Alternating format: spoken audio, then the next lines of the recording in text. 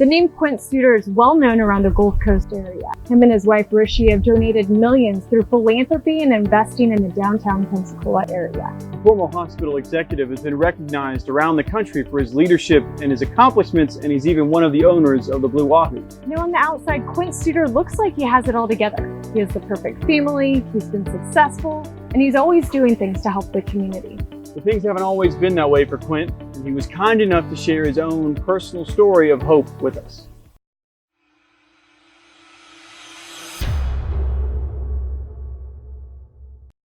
It was December 25th, 1982. I woke up in the morning. I was divorced. I had my children Christmas Eve, but I wasn't, to me, a very good father. And I dropped them off at their mom's house, and I came home. Just was sad. Didn't have anywhere to go. And here, if you have asked me the day before, I thought I had all these friends. I was depressed, and I had a moment of clarity, sort of like a spiritual experience. I looked at myself and said, things aren't going well. Things aren't right. My first thought was to hurt myself.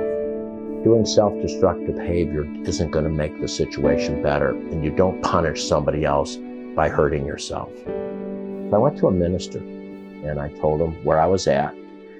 And I sort of told him I wanted this relationship back. I wanted this. And he said, well, on a 1 through 10, where are you right now? And I said, well, I'm a 1 or a 2, 10 being happy, 1 being miserable. And then he said, well, where's these other people you want to be with? And I said, well, they're probably 6s and 7s. And he said, well, 6s and 7s aren't going to be with a 2.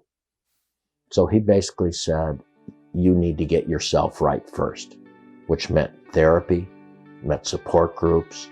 It meant going through some pain, because I had tried to push pain away by using substances. And then once you quit using the substances, you still got to deal with the pain. So what he gave me was hope.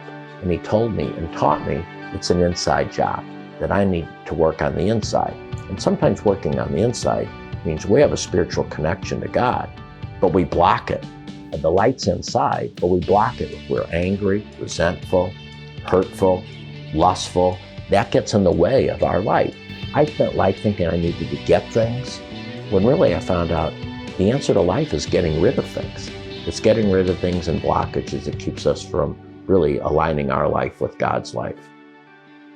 Struggling with depression and looking for happiness in things around us like alcohol, popularity, sex, drugs, or even trying to be perfect and follow the rules is something many of us struggle with on a daily basis. Depression is a serious issue.